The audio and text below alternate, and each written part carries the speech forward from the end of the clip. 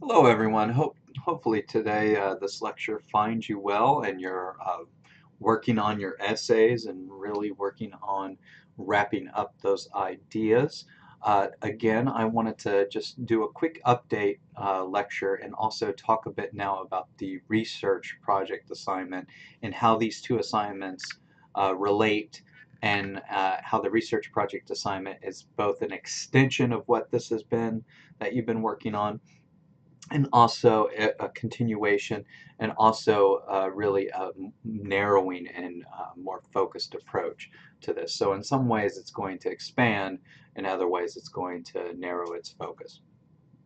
So you see here that I am on your page and I'm going to put it in student view. So if you have completed everything as assigned, this is what you should be seeing.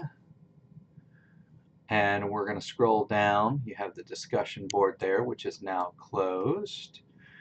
And you have the quizzes here for those readings, the lecture notes, and then the essay itself, Define Literature Essay, and the expectations here, which I'm being very specific about those expectations. If you haven't been using this textbook to help you with citation, please do. Do not rely on citation generators. The page that's probably the most important to you as far as works cited pages are concerned is going to be the page that talks about one or more selections from an edited book or anthology. That's page 310 in this edition. If you're working out of a different edition, not the special Lamar State College Orange edition, it may be on a different page number and that might create some confusion. But the wording is one or more selections from an edited book or anthology printed or online. Checking that and looking at it to see how that might help you. Again, please follow the expectations and guidelines here. They're very, very specific. I also have a rubric that I'll be using, and you should have access to that rubric, but it'll also be apparent after I grade how that rubric plays out. It's basically the student learning outcomes, making sure that you've met those things. The videos there that lecture about it, give you the lecture about how to set up the paper, are here, and then I have an attachment. When you go in to open this, there's an attachment that you can download and look at for these documents. Okay, so that's the last little bit about that paper. Now, for the What is a Literature essay, the definition essay, I asked you to read 3 short stories. Now, those 3 short stories, I asked you to pick those from this research report assignment description. If you recall from my earlier lectures in the discussion board, you were supposed to select the stories from this list here. Chinua Achebe, Sherman Alexie, James Baldwin, Ambrose Bierce, Willa Cather, Kate Chopin, Stephen Crane, Ralph Ellison, William Faulkner, Zora Neale Hurston, Jamaica Kincaid, Gabriel Garcia Marquez, Guy de Maupassant, Tim O'Brien, Flannery O'Connor, Z.Z. Packer, John Steinbeck, John Updike, and David Foster Wallace. All these authors are quite fantastic, and these short stories are, I'm sure, you found quite intriguing. And you were, I had informed you that you use these stories as evidence for your topic sentences. So if you think about your essay, you have your definition, that's your thesis, and then underneath that you'll have those topic sentences for each section, and then the short stories are ways of illustrating those topic sentences. So now you've read these stories, and I hope you've really enjoyed 1 or 2 of them or more, and you've probably read more short stories than this out of the textbook. You should have read some stories in the theme and symbol sections of the textbook. And through that, I hope you've been thinking about which story you would like to focus on and spend more time on, because that will be your next step. Your next step will be to download this literature, this research project assignment description, and begin this project. And the first submission of this research report and annotated works cited is actually a week from Monday. So I believe this semester that is for February 15th. future semesters that may watch this video, it'll be different dates, but for this semester, it's February 15th. You see here the description. English Composition 2 requires the completion of a significant research assignment. For this section, students' research assignment will focus on the critical analysis of a story selected from Kennedy and Jaoa's text. That is the literature textbook, the 13th edition. That you've been working in. If you're working in an older edition, some of these stories may not appear in there, so your story selection is a bit limited. Students will be assigned a short story early in the semester. Now that's what we're going to start working on. That's the next thing we're going to start developing. I'm going to set up a new discussion board, a new discussion board separate of the poetry one and separate of the fiction one you were just working in, entitled Research Project.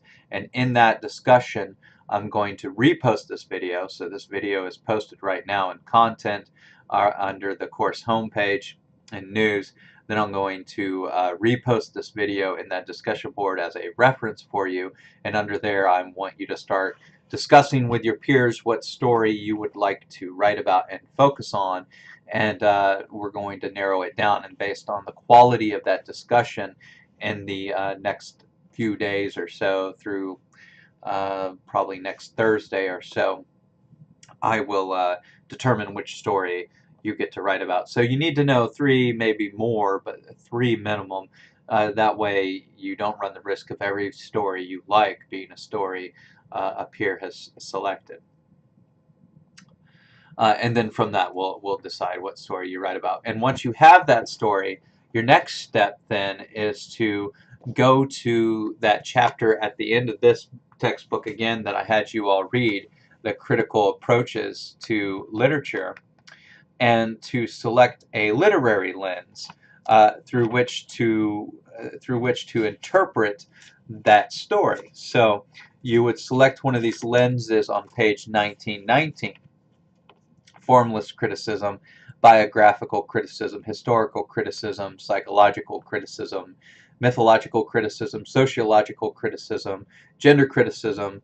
I don't want anybody to do reader response because that's what most people actually do already. Cultural studies are deconstructionists. You would need to select one of those and use that as a lens to interpret the story and to guide your research. And so you're going to select one of those lenses, and then you're going to apply it to your story to set up a hypothesis. And this hypothesis will be your best guess as to what the theme of that story is using that lens. So one of my favorite quotes is by the poet Walt Whitman. It's from Song of Myself, and he says, do I contradict myself? Very well then, I contradict myself. I am large, I contain multitudes. And what he's saying here is a central idea I want you to develop in your own reading and your own thinking about the text that you read in the humanities, but particularly in literature. And that is that this is a large topic, and within it is multitudes of ideas and possibilities and potentials and potential interpretations of a story.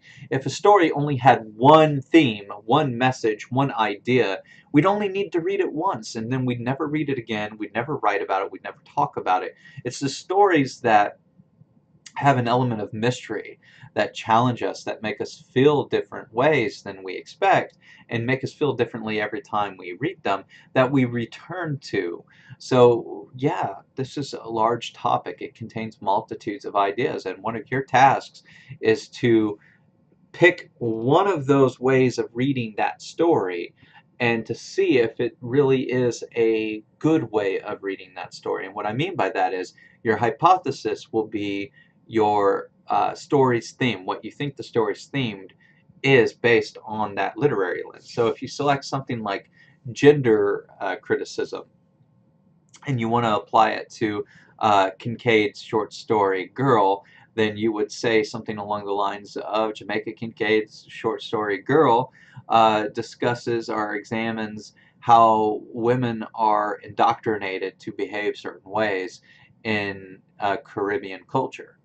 And then you would go through and you would find articles, secondary sources. And that leads me to the next thing, where you set up your annotated works cited page. And that's on the list here. You would need secondary sources then that help support that hypothesis for your research paper. So each time you submit this, you'll add. It's not a whole new submission with only one source. It's the same document where you've added new sources to it every time. You'll add one of these sources, and you'll have to have a critical article from an academic database, which if you did the information literacy tutorial, you know what I'm talking about. And if you don't, email me and I'll have to post an article or a video about it, or let you know what it is. And select a web article on a short story, and you'll need to vet that web article and make sure that it is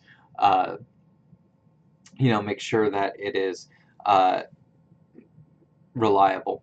A video on the short story, its author or its time period. This may be a documentary, a lecture, or an interview, and also the short story itself. So this annotated works cited is going to have a total of 4 sources: the short story, a critical article, a web article, and a video.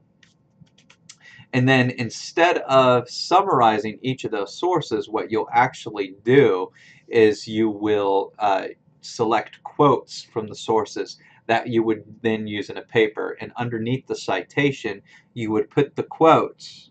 You would put the quotes with the page numbers at the end and set them up like they are getting ready to go into a paper, because eventually you are going to write a paper using this annotated works cited.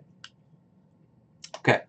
So hopefully that makes sense. There is another video on here that explains how to set up that document.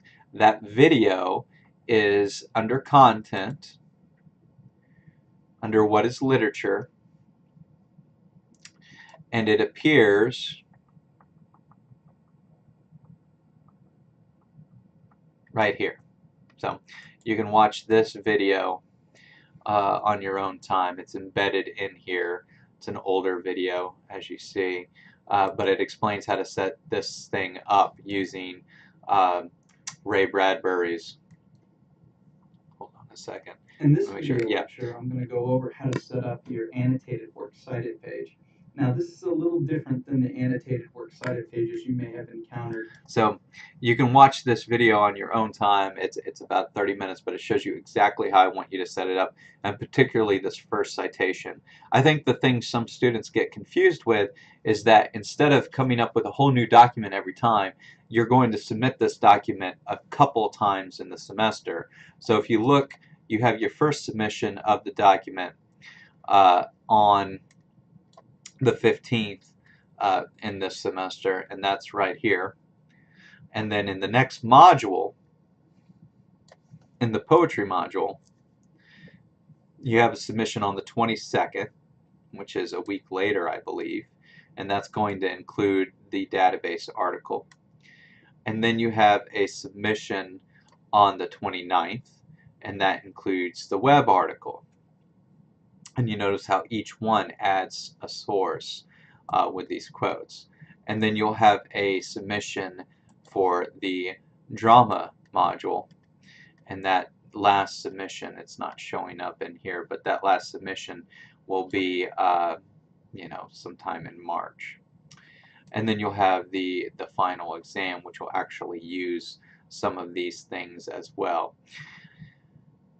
So you'll submit this document every time, and I will provide some comments for it. Now sometimes I'll just say that's good work, and because it'll be fine, you won't need me to add anything else. But what I'll be looking for is that you're citing correctly, that you're using in-text citations correctly, because remember, you want to have those direct quotes from the source, but also that the quotes you are selecting, the quotes that you are selecting for this activity are tying in to your critical lens. So if you read that chapter, the critical approaches to literature, and you've selected a lens like you are supposed to, then you will also be looking for sources that will help you support that hypothesis.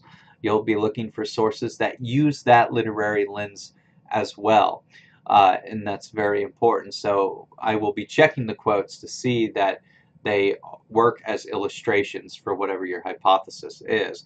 And what you may discover as you're researching, and one of the reasons you submit this document multiple times, is you may think that a source is going to work for you and it doesn't work, and you have to go back and find another source. So you have the initial required 4 sources, but you can have more sources than that. There are some things that are banned. You cannot use Wikipedia, or about.com, or Schmoop. I don't want YouTube videos that are developed by students for their courses, so you sometimes encounter those sorts of lectures. And I don't want you to use Goodreads. I want you to use primarily academic sites, or if you do choose a website that you have vetted, or if you, when you go to use the YouTube video, a YouTube video that you vetted. So that's the basic gist of this. Again, there's the video already linked on there on how to set up the first submission, and then you'll submit it again to me each time. And I really want you to think about this annotated works cited as a research journal. So it's documenting for me that you're reading and thinking about this short story, and it's going to become basically an independent study. I'm not going to lecture any more about this. This is the final lecture on it, but you will submit this document 4 more times, and I will be giving independent feedback each time as needed for each submission to make sure that it's up to date. And then my expectation is that you'll go in and make those corrections based on my feedback each time. So that's a very important element to remember, that you don't just ignore my comments. You actually use my comments to improve each submission of this. Then when you get ready to write this paper, you may write this paper in a time setting. In fact, this paper may very well be your final exam. I haven't decided whether it will be this semester or not. But if it is your final exam and you have to write an essay on that short story in a time setting, you'll have your research journal document there for you, so you can plug in your quotes, and they're already formatted, and that simplifies things. And you can use that to create your works cited, and all you have to do is plug that in and alphabetize it. So it actually makes that possible. I'm trying to teach you a research strategy for longer term papers, so that when you do have to write 10, 15-page papers and they take all semester long, you've got a strategy for doing that in a way that you can maintain the work throughout a semester, keep yourself paced properly, and be successful in that act. If you have any questions, please post them to the discussion board, because your questions may be the same questions as your peers. Be sure that you are posting the questions to the discussion board. Don't email me the questions directly, because that only helps you. This discussion you will get some bonus points for, because I want to help out some of your grades too. On the previous discussion, they were not always as good as I like students to do, but hopefully it was a learning curve there, and that the discussions will be better as we move forward. So remember, some of the things I'm looking for discussions is that you're furthering the conversation, you're using MLA citations, your questions are directly related to the text that we're talking about, in this case the assignment itself. All those things I'll still be looking for in order to give you some bonus points on this. So if you have any questions, post them to the research assignment uh, discussion board that I'm going to open shortly. Hopefully you found this lecture helpful, and now you have a little better understanding of how this should be done. And I look forward to the discussion board.